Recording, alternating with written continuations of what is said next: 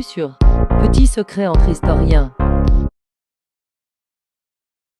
Bienvenue sur Petit secret entre historiens.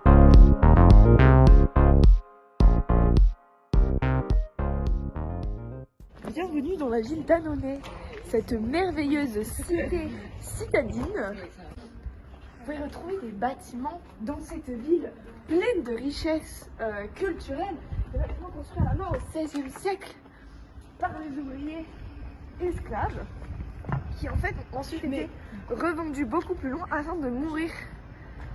Et si vous écoutez bien, vous pouvez encore entendre le bruit de la rivière qui coulait ici il y a plusieurs siècles de cela,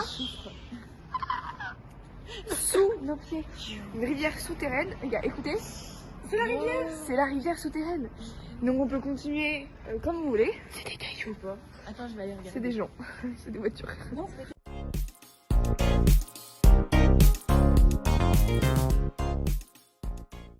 Nous sommes ici rue de la Fontaine. Rue de la Fontaine car avant il y avait un temple protestant dans lequel s'est passé des massacres.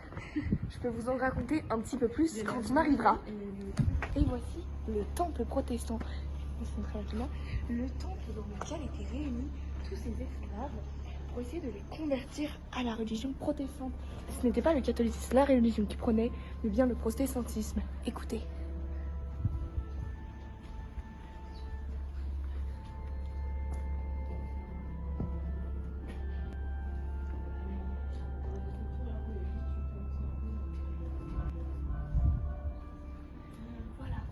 Dans cette rue étaient traînées des nuées d'esclaves qui servaient au peuple blanc protestant qui habitait dans ces maisons.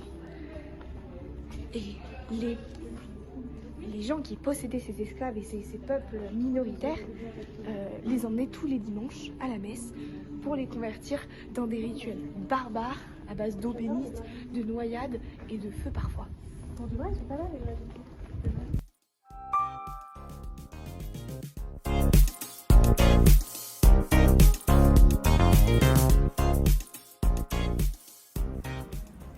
Rue des Pénitents, c'est une petite entre-rue entre deux bâtiments très connus, car pénitent venant de pénitus en grec, voulant dire plaidant, tristesse, misère. C'est une ville qui regorge beaucoup de misère en effet. Mais c'est une rue dans laquelle sont passés des massacres finalement. Cette rue, cette ville, Annonay, métropole de l'Ardèche si je puis dire, regorge de meurtres sanglants sur des communautés minoritaires. Mais c'est aussi toute l'histoire qu'il y a derrière parce que qui dit meurtre, qui dit massacre, qui dit génocide, dit rébellion, dit résistant. Et ça c'est beau et ça on le garde en mémoire. On est les rois du monde.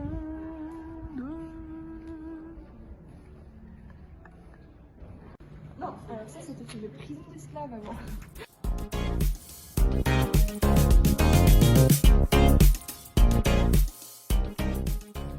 Vous êtes ici dans la grotte de Chauvet. Eh oui, la grotte préhistorique. Une grotte préhistorique. Préhistorien. Je vais venir avec moi. Si vous regardez bien sur les murs, il y a des réminiscences, des dessins faits par ces hommes qui vivaient ici finalement. C'est une grotte qui a été conservée par. En fait, l'humidité autour de la grotte a créé une couche qui a conservé la grotte dans son. Par exemple, les dalles ici au sol, son origine. Ça, c'était un système qu'avaient inventé plutôt les Romains que les préhistoriens. Et c'était un système pour marcher plus agréablement et qu'il n'y ait pas de boue. Et ça, c'est les Romains qui l'avaient inventé dans ce tunnel grotte. C'est autour de ce tunnel qui a été conservé qu'il y a, qu'on a bâti autant de maisons. Ouais. Ce petit arbre de paix, finalement. Stop. C'est la télé. C'est un des tunnels qu'utilisaient justement ces peuples génocidés pour s'enfuir. Et vous pouvez voir ici, donc ça c'est une porte qui est restée dans les mémoires. C'est la porte des résistants, on appelle, dans lesquelles se cachaient les gens qui habitaient ici après la rénovation de ce tunnel, qui cachaient des rebelles, ainsi que des gens qui étaient justement tués par les autorités dans ces petites caves. C'était la porte des 7 mois. Suivez-moi sur Instagram. Nous arrivons dans le vieux quartier, un quartier connu pour ses restaurants fantasme d'esclavage à restaurant traditionnel. Des triples arches sous laquelle se sont embrassés pour la première fois le maire de l'an 1776 de Annonay et sa future compagne, mère et mairesse, qui ont marqué les esprits pour tous les changements révolutionnistes qu'ils ont fait dans cette ville, avec par exemple la rénovation de tous ces quartiers où vivaient, en fait, où étaient entassés les esclaves, les rebelles. Oui, aussi. C'est ce maire et ces mairesses qui l'ont renommé Annonay, capitale du cool, avant même que l'Ardèche n'existe. Nous arrivons à la forte fontaine Bartholomé, fontaine qui a été érigée en honneur du saint Bartholomé, un saint qui disait veiller sur cette ville. Finalement, voilà, c'est un saint associé à Annonay, métropole de l'Ardèche, je le rappelle, qui lui ont érigé une fontaine. Venez, je voulais juste approcher avec moi. Eau non potable. Alors ça, c'était spécifique car ces mêmes esclaves, finalement,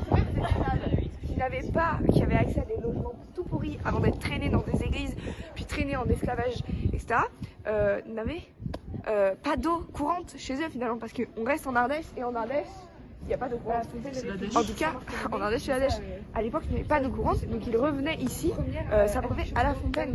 C'était assez particulier parce que ce saint, en fait, les esclaves, enfin ces peuples minoritaires, ainsi que les gens de la haute bourgeoisie de Annonay, le prenaient comme leur saint, les esclaves comme leur saint, leur sauveur finalement, qu'ils priaient à lui pendant ces séances de conversion à la religion protestante, tandis que la haute bourgeoisie priait au saint Bartholomé pour les libérer de la rébellion des esclaves.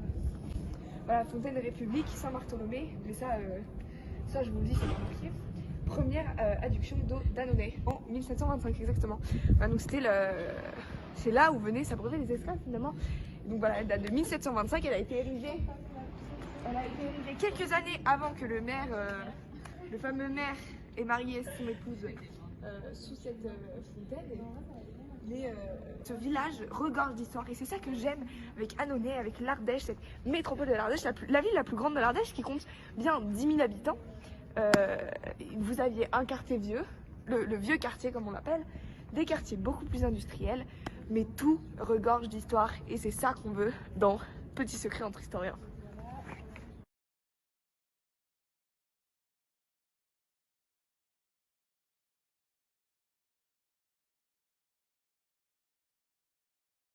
La seule qui fait de l'histoire ici, c'est moi. Et je peux vous dire, elle a tout juste. Elle voit tout. Elle voit clair dans le passé. Elle a une analyse pas commune, tu vois. Nous, ouais, elle voit clair dans le passé. Elle est visionnaire, mais du passé. Je trouve ça incroyable. Bienvenue sur